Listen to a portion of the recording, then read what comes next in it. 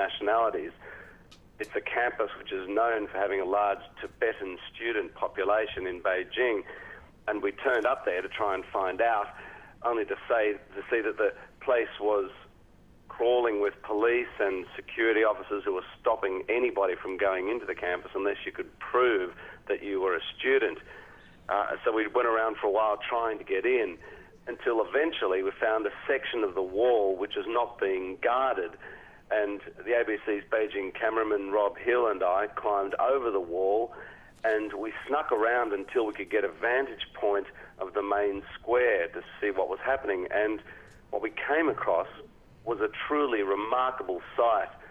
Dozens of students, presumably mostly Tibetans, holding candles in lines and waiting for this eerie deadline of midnight to pass. The deadline, of course, for people who were protesting earlier to hand themselves in Lhasa.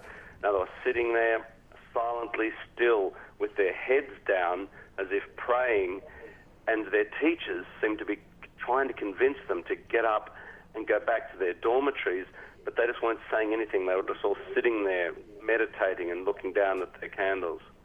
And what was the reaction of the authorities to the student protest and to you being there? Well, the students were surrounded by police and plainclothes officers from some agency. There are also university authorities and, of course, lots of other students watching what was going on. Now, they were, you'd have to say, being tolerated by the university authorities and by the police. I suppose we're leaving it to the teachers to try and diffuse this situation without getting out of hand. I suppose they didn't, want some other conflict or something like that. Now, while they were tolerated, we certainly weren't. As soon as the police saw us there, they were asking us plenty of questions about who we were, how we got in, what we were doing there, and luckily we'd actually managed to sneak out some earlier vision that we filmed by the time the authorities came across us. And once we were discovered there was no more filming, we certainly had no opportunity to speak to the students, and they got us out of there quick smart. Now, Stephen, how likely is it that a shoot-on-sight policy by Chinese forces against Tibetan protesters will be carried out? Well, the problem with this, of course, is that there's nobody there to monitor what the authorities are doing in Tibet or the ethnic Tibetan regions of China.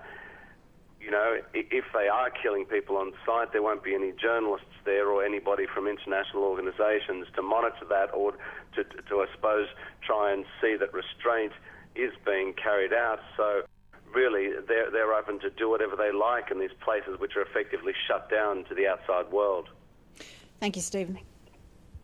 Keepers have been forced to withdraw